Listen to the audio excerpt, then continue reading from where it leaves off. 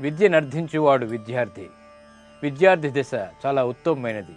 విద్యార్థి దశలో కూడినటువంటి క్రమశిక్షణ జీవితాంతం కూడా ఉపయోగపడుతుంది. శని క్రమశిక్షణకి ఆదర్శం. మరి శని ప్రతికూలంగా ఉన్నప్పుడు క్రమశిక్షణ రాహిత్యం కూడా ఏర్పడుతుంది, జ్ఞాపక శక్తి కూడా లోపిస్తుంది.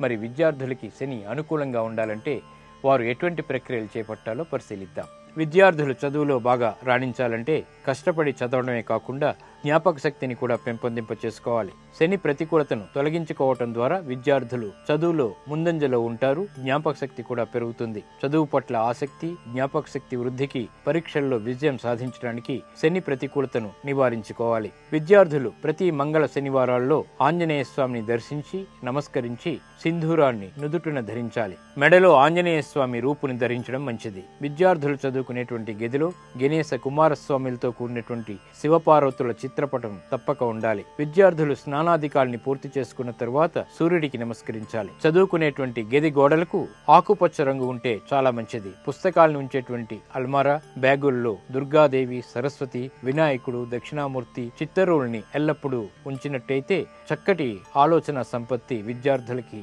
ఏర్పడుతుంది. శనివారం నాడు విద్యార్థులు తప్పనిసరిగా తలస్నానం చేసి నువ్వుల నూనెతో దీపారాధన చేయాలి. అప్పుడు ఉత్తమమైనటువంటి ఫలితాలు వారికి లభిస్తాయి. పశ్చిమ దిక్కుకు అధిపతి అయినటువంటి శనీశ్వరుడికి సాయం సమయంలో పశ్చిమ దిక్కు వైపునకు తిరిగి నమస్కరించినట్టయితే కూడా మంచి ఫలితాలు, శని యొక్క అనుగ్రహం విద్యార్థులకి తప్పక ఏర్పడుతుంది. తద్వారా క్రమశిక్షణతో కూడినటువంటి జ్ఞాపక శక్తి కూడా వీరు దక్కించుకోగలుగుతారు.